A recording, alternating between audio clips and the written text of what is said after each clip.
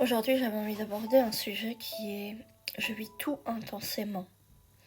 Tellement intensément que je me rends pas compte combien c'est pas normal. Et que je n'arrive pas à prendre du recul sur certaines situations. Vivre intensément jusqu'à s'y perdre. Oui, en fait, si on vit trop intensément, on se perd.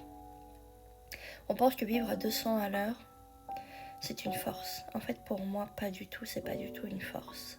Parce que derrière, on voit pas ce qui se passe. Et se jeter totalement et complètement sans mettre de conscience dans ses émotions, dans ses relations, dans ses projets, en fait, c'est comme monter des montagnes russes. Monter et descendre des montagnes russes.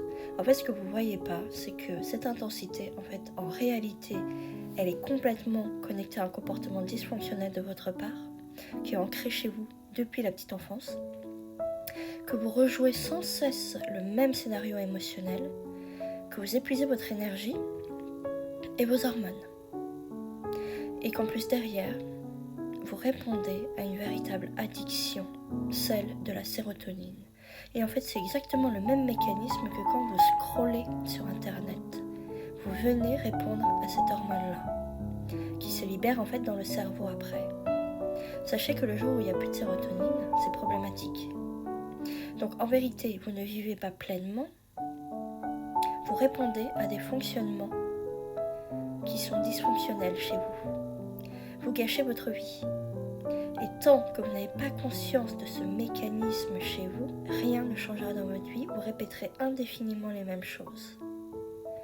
Donc, quelles sont les clés pour transformer cet état ? Tout d'abord, mettre de la conscience sur notre comportement. Sur nos comportements automatiques, sur nos comportements répétitifs. Osez voir en fait ces addictions cachées par rapport aux émotions fortes. Apprendre à choisir d'être une autre manière au monde. Car ce n'est pas par l'intensité qui fait la richesse d'une vie. C'est la présence à soi, la lucidité, la clarté d'esprit. C'est l'intelligence émotionnelle, c'est notre capacité à créer du calme à l'intérieur, de la stabilité et de la profondeur. C'est ne pas se prendre tout ce qui arrive comme pour si c'était nous. Non, c'est arriver à prendre du recul par rapport à ça.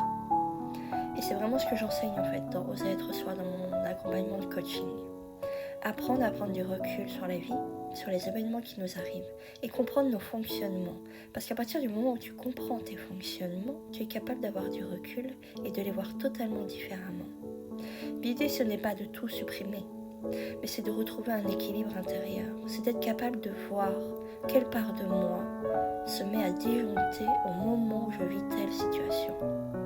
Et pourquoi elle le fait ? Qu'est-ce qu'elle vient protéger ?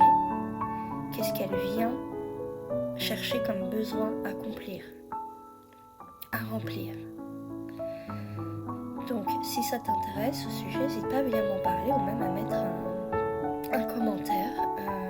Et je te dis à très bientôt pour une prochaine vidéo.